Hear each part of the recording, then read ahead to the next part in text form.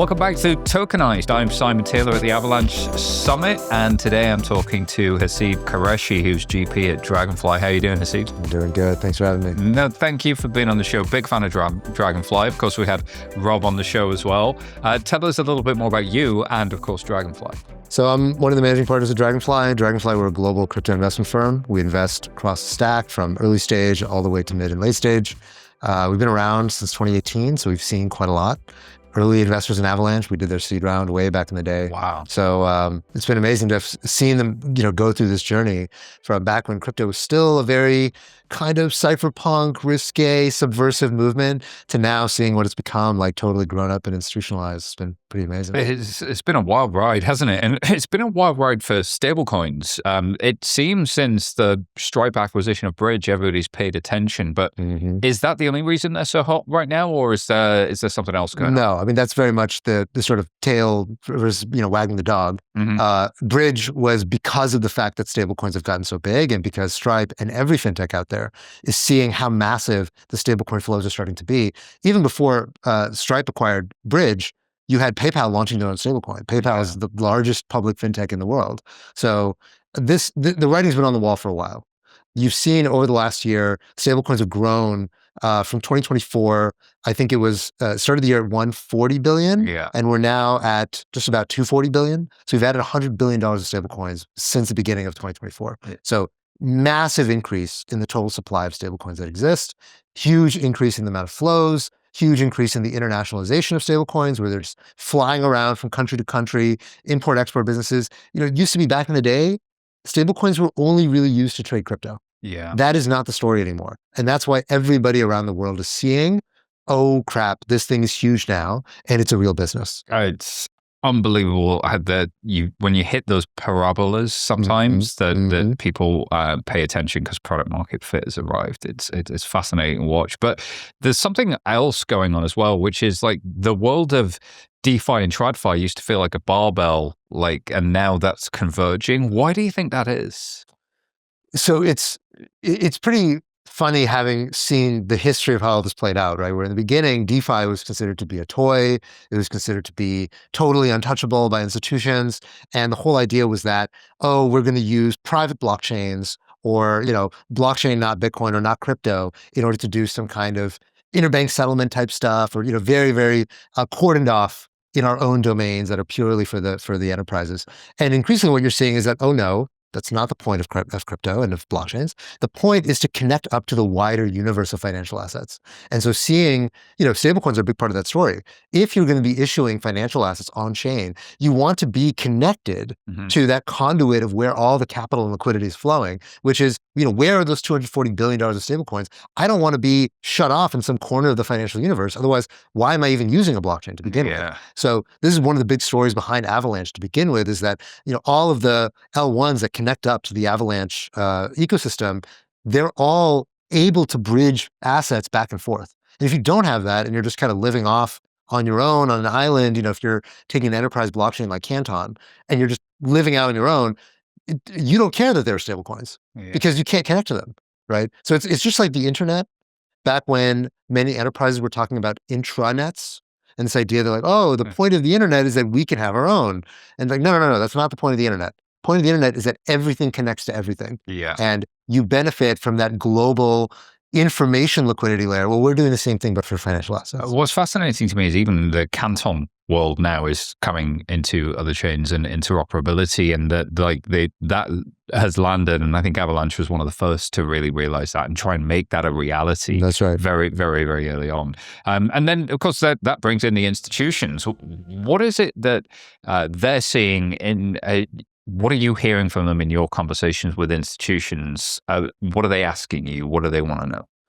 Well, institutions is a very broad term, so institutions are like saying, okay, what do people want? And the answer is many different kinds of people who are at very different stages of sophistication. So, you talk about what BlackRock wants, is very different than what Fidelity wants, is very different than what Morgan Stanley wants, is very different than what JP Morgan wants. And you talk about, you can go further afield to like some credit fund in Europe. Okay, they're a very, very different set of needs and different desires than what you see from even those players. So, and to say nothing of central banks and BIS and all these other groups that are exploring the usage of blockchains in their own systems. So the answer is that institutions are as varied as people are. Yeah. They want different things, Right. and they have their different points in their journey. The main thing, though, the main thrust of what institutions are looking for is that they realize now that most institutions are late.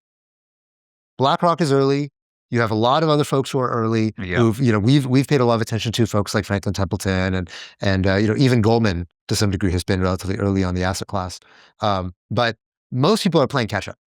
Most people are looking at this and they're saying, oh shit, somebody sees something that I don't. Yeah. It's now almost all of the really big financial institutions are engaging with this stuff, right? We just saw, I think it was JP Morgan that announced that Kinaxis is now becoming available open loop, and exactly. They're going to let their customers buy Bitcoin. That's right. That's right. And so and all of a sudden, that last bastion of like, okay, Jamie Dimon was constantly out bashing Bitcoin, and now, he's even capitulated. And so I think all financial institutions are looking at this and they're saying, okay, I need an answer to this. Now, the answer might be, okay, we spend more time, we observe, we like run some pilots or whatever, but everybody needs an answer at this point. That's what we are in the cycle. But it's still going to take a lot of time and a lot of work by, and that's the thing, this work doesn't happen on its own. It takes people proselytizing, educating, like going out and spending time with these institutions to help them understand how can they benefit from the stuff that we've built and bring them into it and help them also build. And to your point about institutions are varied like people, there's also lots of people inside of these institutions, right. And they may be on the spectrum of understanding. So not only would you have an internal advocate, you'd have a lot of people that have day jobs that have nothing to do with tokenization or stablecoins that have to get comfortable and understand it. And if you're a data protection lawyer, or if you're in some other, information security job, and this is one of like 30 things you have to worry about, then you're not necessarily going to be as in it as we are when we're looking at it. And I think remembering that is such a great point you make. So what's interesting you right now as an investor? What are you excited by? What topics are really catching your eye? So, I'm spending a lot of my time looking at what's happening, obviously, on the stablecoin side. We have the stablecoin bill going through Congress, just passed cloture in the Senate, and will that be going to a vote? It looks like very likely that the Genius Act, which is the version of the stablecoin bill in the Senate, is likely to pass the Senate. We'll see what happens when it goes to the House and gets reconciled. But that's going to be a big accelerant for stablecoins and stablecoin adoption writ large. So as an investor, we're just spending a lot of time thinking about, okay, how does that change the landscape? The second thing that we're spending a lot of our time on, or at least I am personally, is looking on the infrastructure side. So there's a lot I think that can be done to accelerate blockchains, make them more efficient, make them more scalable. And there's always stuff that's happening, whether it's on node infrastructure or networking level infrastructure, that I think is essential to making these things get bigger and faster, stronger. And then lastly, I spend a lot of my time looking at the intersection of crypto and AI. It's an area that's definitely nascent. It's not really clear yet where it's going, because both AI and crypto are both evolving in real time.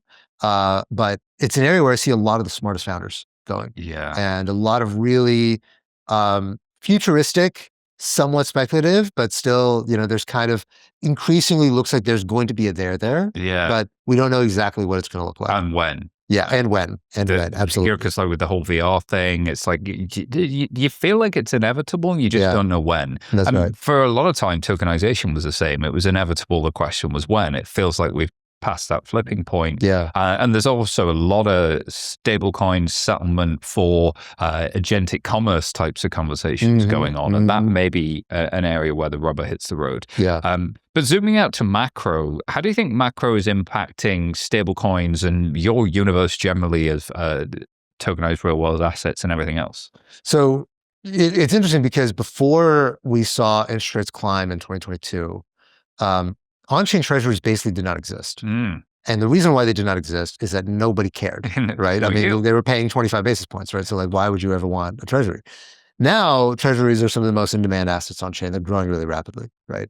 So macro has a big impact on the way that you end up seeing the trajectory of crypto assets and tokenization on-chain. I think you're likely to see more private credit, which again has also been part of this outgrowth of the macro situation. You're starting to see Apollo, I think, recently tokenized one of their private credit funds and are bringing it on chain. I think you're going to see more of that and more ways to remix the yields from different traditional financial asset classes that are brought on chain. At the end of the day, like macro ends up affecting risk appetite across the board. And, we're downstream of that because crypto is a high risk asset class. Yeah. So the overall demand for crypto will be inflected by what's happening on the macro side. But the biggest thing that's happening in macro is really just, people losing confidence in the dollar period, right? Yeah. You see it with yields rising on treasuries and, overall demand for sovereign debt, now suddenly being questioned for the first time in a long, long time. And that it's a real sea change. And I don't know once that starts, how and when that stops. Yeah. Because, you've gone from a world where it was just unquestionable that, like, of course the US is going to pay its debts. And now here we are, and it's, it's not high. Full faith and credit of the United States. That's right. All of a sudden, credit default swaps are pumping a little bit, and they don't do that. Yeah. So the VIX is up. The VIX is up. I mean, it's just been a very chaotic time. Yeah. And that chaos sheds more light onto why we built all this stuff to begin with. Yeah. Right. I mean, it was in the vein of that initial chaos in 2008 that Bitcoin was created. Yeah. And everything downstream of that has been a further response to this idea that, hey, maybe these promises aren't as good as we were once told. It seems prescient, doesn't it? There's, of course, the Genesis block of Bitcoin, Chancellor on the brink of the second bailout in 2009. That is a newspaper clipping that was embedded in that, and it does start to look like Nixon and Bretton Woods and this Mar-a-Lago summit could start to change the conversation.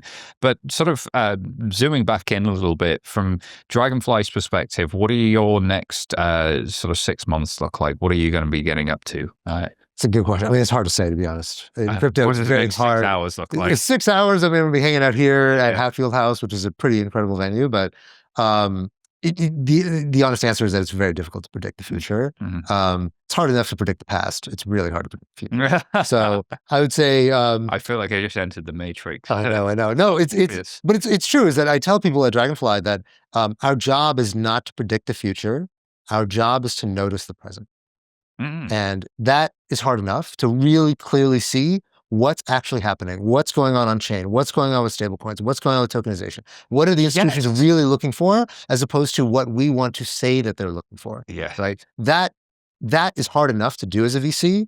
I've been in the space long enough to know that there are no VCs who can predict the future. I know. I was there. Yeah. I was there when they all were predicting what was going to happen and everybody was wrong. Yeah. So the reality is that we're never going to be that good of a batting average at being able to see around corners. But you can notice the corners exist.